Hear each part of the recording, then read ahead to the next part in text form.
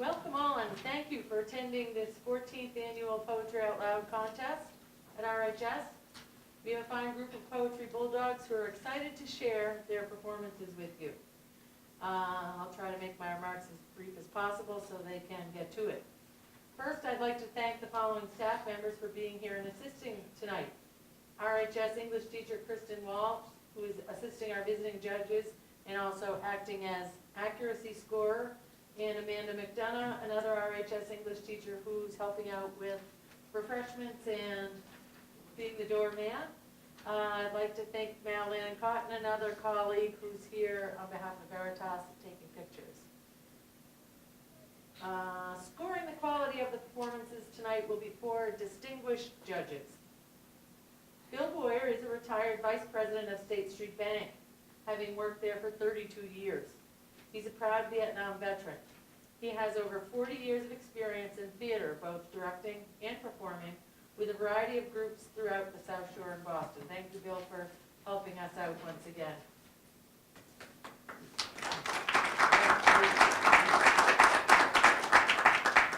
Don't let him kid you. He loves to be fun. Jake Carey graduated Rockland High School in 2009 and went on to get a master's degree in creative writing. He started out his career as an aspiring poet before shifting his focus to short stories and novels. He's currently working on being published and aspires to teach literature and writing. Jake, thank you so much. Very proud to have you here with us. Paula Bozoyan retired recently after teaching for 17 years in the English department at Brockton High School. She previously taught nonfiction writing at Stonehill College, Bridgewater State University, and University of Illinois. Her most recent achievement is becoming a first-time grandmother, Nicole, in 2017. Welcome, Paula. Thank you.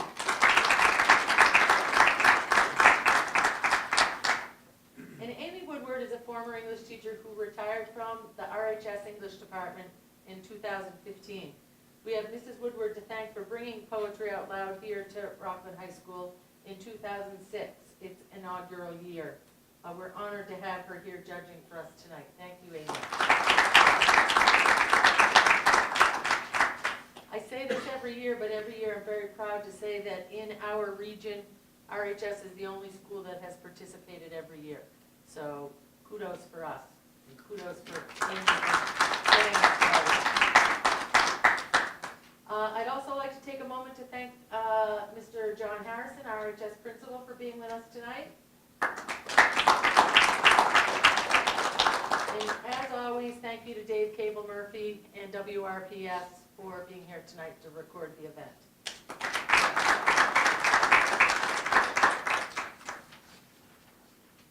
And finally, it is my privilege to introduce the contestants. They will be competing in the order that I call their names. Jillian Mitchell, Maria Paula, Kathleen Nee, John Ellard, Megan Diver,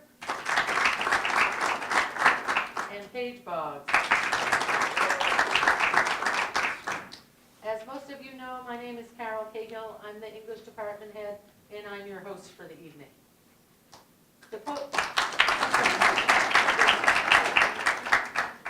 Poetry Out Loud contest is a statewide round robin taking winners from individual schools to regional semifinals and then to state finals. A single champion from each state then goes to the national finals in Washington, D.C.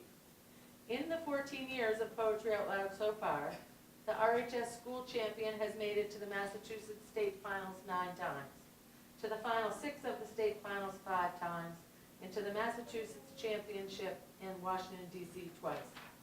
Tonight's top scorer will be following in the footsteps of these outstanding bulldogs of the past years, starting at the Southeastern Regional semifinals to be held in South Yarmouth in March. Though all our competitors will not move on in the competition, they all stand to gain much from tonight's event. Performing experience, well-earned applause, permanent ownership of the poems they have memorized.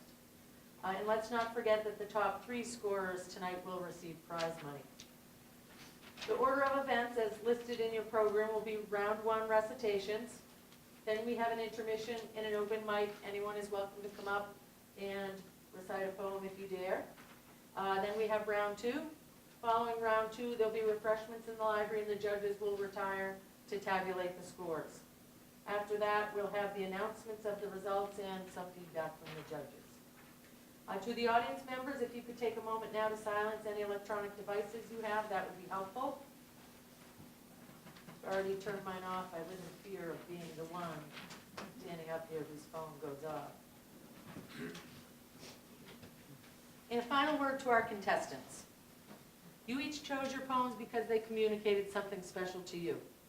This is your chance to communicate that something to us in the audience.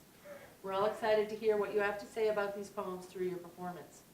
Just a reminder, too, that the microphone is for the purpose of recording the event only, and it will not amplify your voices, so keep that in mind as you're performing. The judges are sitting up in the back, so we want to make sure they can hear you. I will serve as your prompter this evening, if necessary.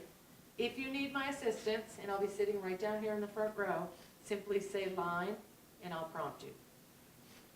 Without further ado, let's begin the competition.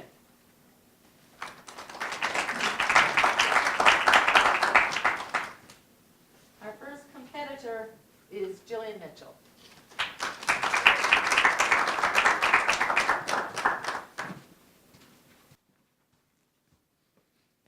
Self-Portrait by Robert Creeley. He wants to be a brutal old man, an aggressive old man, as dull, as brutal, as awful as the emptiness around him. He doesn't want compromise, nor to be nice to anyone, just mean and final in his total rejection of it all. He tried the sweet, the gentle, the oh, let's hold hands together. It was dull, awful, and brutally inconsequential. Now he'll stand on his own dwindling legs. His arms and skin shrink daily, and he loves but hates equally.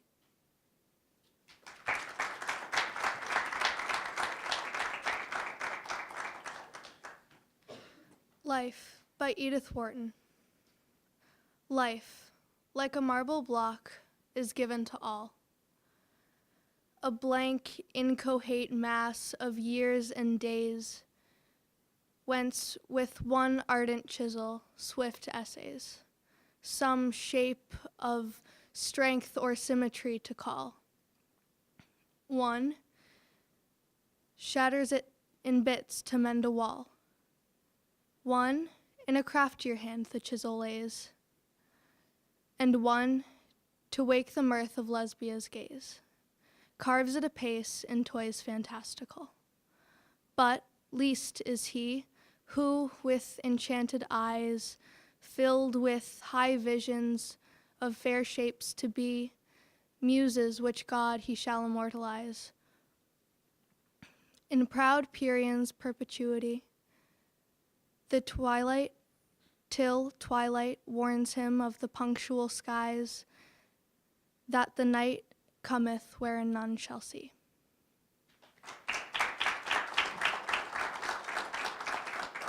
The Ocean by Nathaniel Hawthorne. The ocean has its silent caves, deep, quiet, and alone. Though there be fury on its waves, beneath them there is none. The awful spirits of the deep hold their communion there, and there are those for whom we weep, the young, the bright, the fair.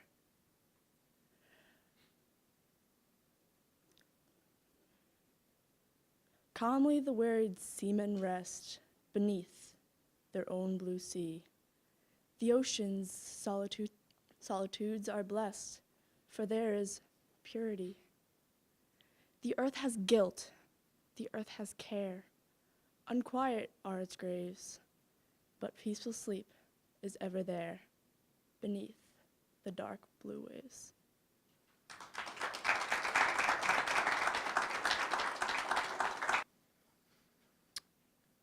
Caged Bird by Maya Angelou.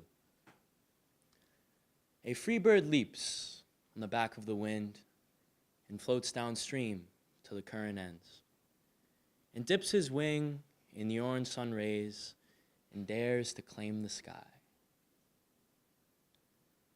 But a bird that stalks down his narrow cage can seldom see through his bars of rage. His wings are clipped and his feet are tied, so he opens his throat to sing. The cage bird sings with a fearful trill of things unknown but longed for still, and his tune is heard on the distant hill, for the cage bird sings of freedom. The free bird thinks of another breeze, and the trade wind soft through the sighing trees, and the fat worms waiting on a dawn-bright lawn, and he names the sky his own.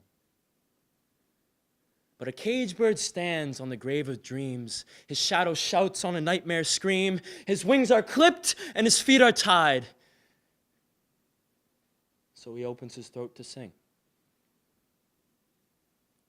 The cage bird sings with a fearful trill of things unknown but longed for still, and his tune is heard on the distant hill, for the cage bird sings of freedom.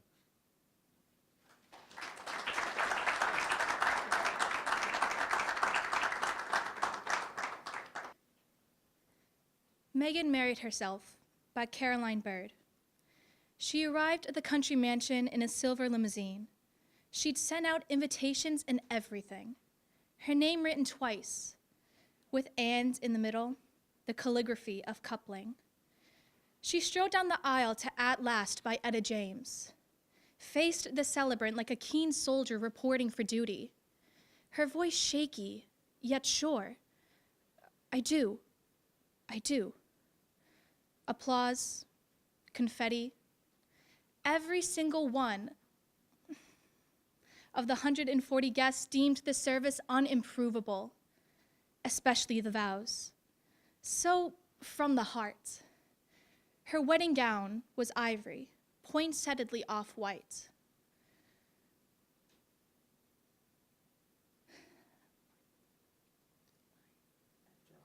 After all, we've shared a bed for 32 years, she quipped in her first speech. I'm hardly virginal, if you know what I mean. No one knew exactly what she meant. Not a soul could question their devotion.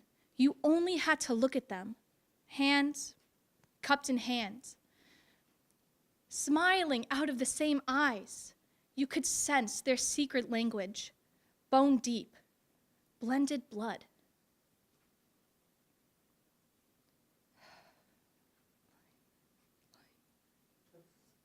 Toasts were frequent, tearful.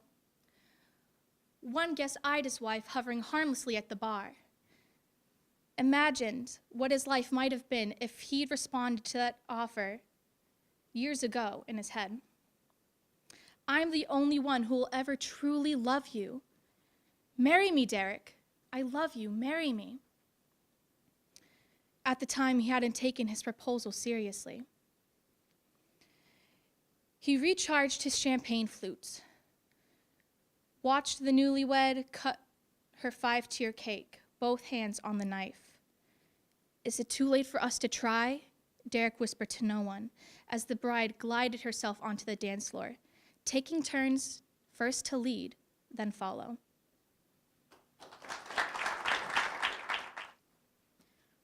A Rabbit is King of the Ghosts by Wallace Stevens. The difficulty to think at the end of the day, when the shapeless shadow covers the sun, and nothing is left except light on your fur. There was the cat slopping its milk all day. Fat cat, red tongue, green mind, white milk, and August, the most peaceful month.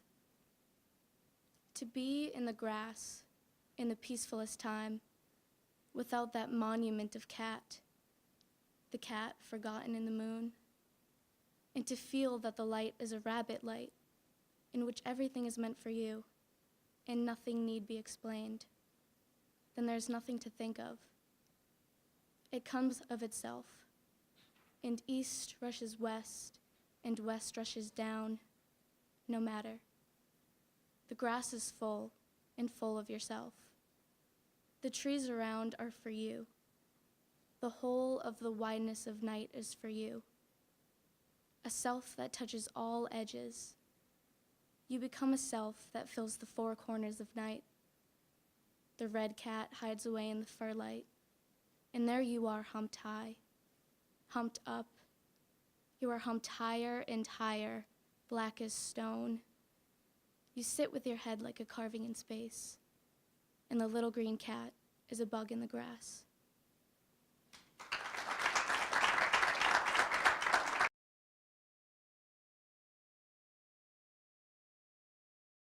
Serenade by Mary Weston Fordham.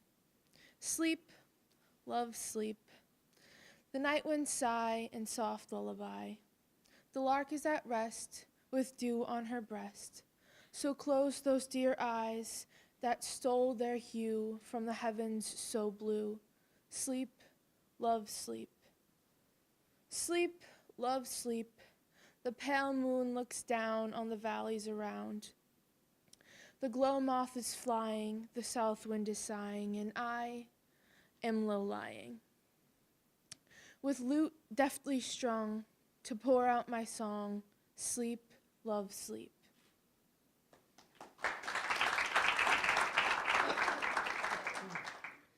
Lazy by David Yezi.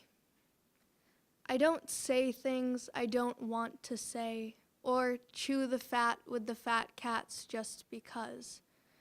With favor givers who want favors back, I tend to pass on going for the ask. I send instead a series of regrets, slip the winding snares that people lay. The unruffledness I feel as a result, the lank repose, the psychic field of rye swayed in the wavy air, is my respite among the chivalry of clanging egos. On the packed commuter train again tonight, sapping and demeaning. It takes a lot to get from bed to work and back to bed. I can barely go an hour before I am caught, wincing at the way the woman laughs or he keeps clucking at his magazine. My annoyance fills me with annoyance. It's laziness that lets them seem unreal. A radio with an in-and-out reception blaring like hell when it finally hits a station. But the song that's on is not the one that I had hoped for, so I wait distractedly for what comes next. Song in a Minor Key by Dorothy Parker. There's a place I know where the birds swing low and wayward vines go roaming, where the lilacs nod and a marble god is pale with scented gloaming. And at sunset there comes a lady fair whose eyes are deep with yearning. By an old, old gate does the lady wait, her own true love's returning. But the days go by and the lilacs die, and trembling birds seek cover, yet the lady stands with her long white hands held out to greet her lover. And it's there she'll stay till the shadowy day, a monument they grave her. She will always wait by the same old gate, the gate her true love gave her.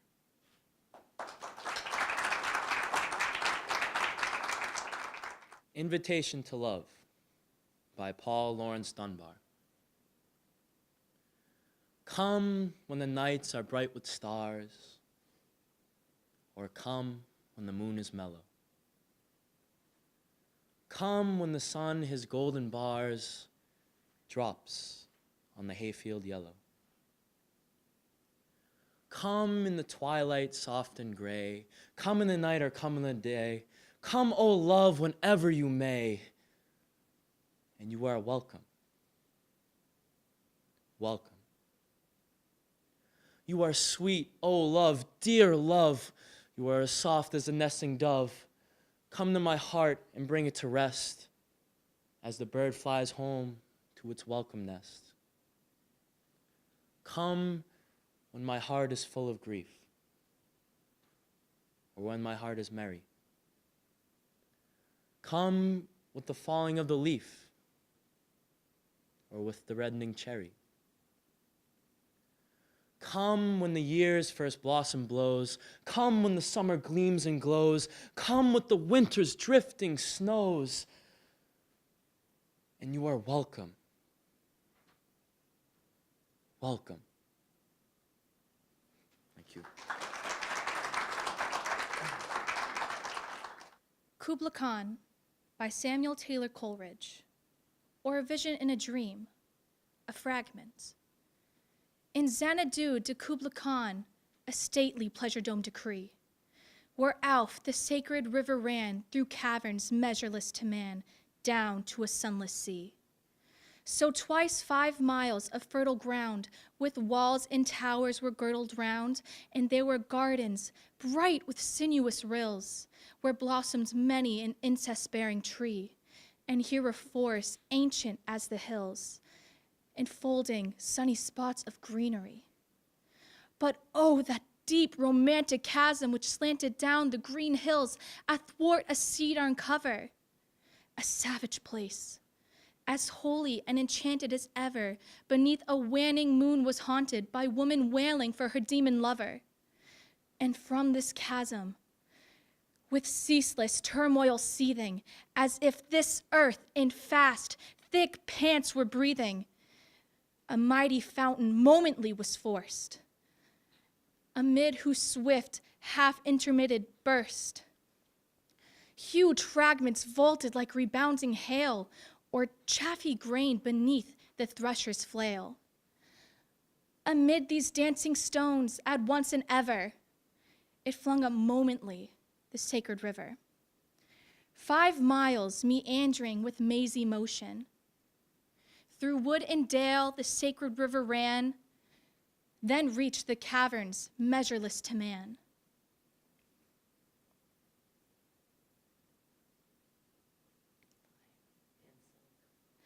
And sunk in tumult to a lifeless ocean, and mid this tumult Kubla heard from far ancestral voices prophesying war.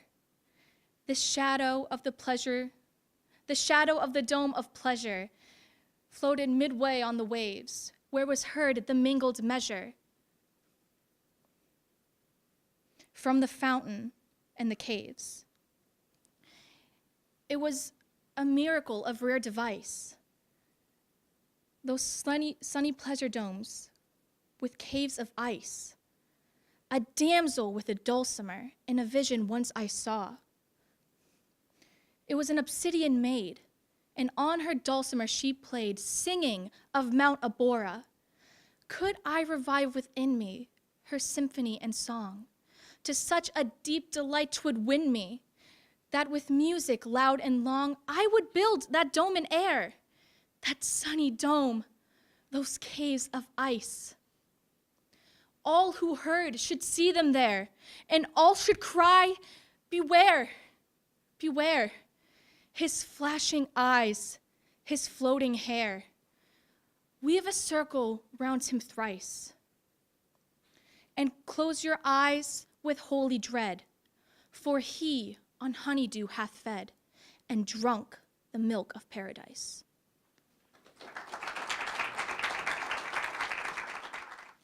Grief by Elizabeth Barrett Browning.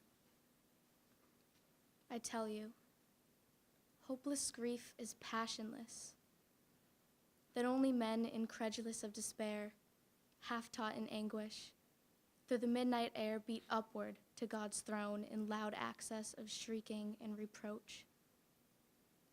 Full desertness in souls' countries lieth silent bare, under the blanching vertical eye glare of the absolute heavens. Deep-hearted man, express grief for thy dead in silence like to death, most like a monumental statute set, in everlasting watch and moveless woe, till itself crumble to the dust beneath. Touch it. The marble eyelids are not wet. If it could weep, it could arise and go. Thank you all again for coming. I'd like one more round of applause for all our competitors. Before I give the results, I just want to ask everyone to come up and get a certificate and a gift. Paige Boggs. Good job, Paige. Thank you. Megan Diver.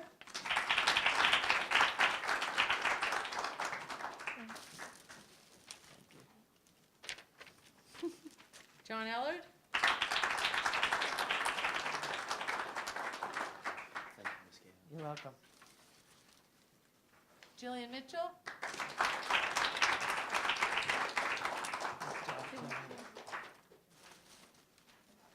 Kathleen Nee.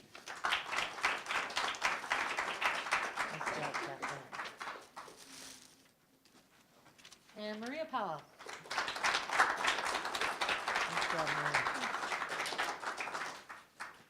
All right, without further ado, what everybody's been waiting for, the results.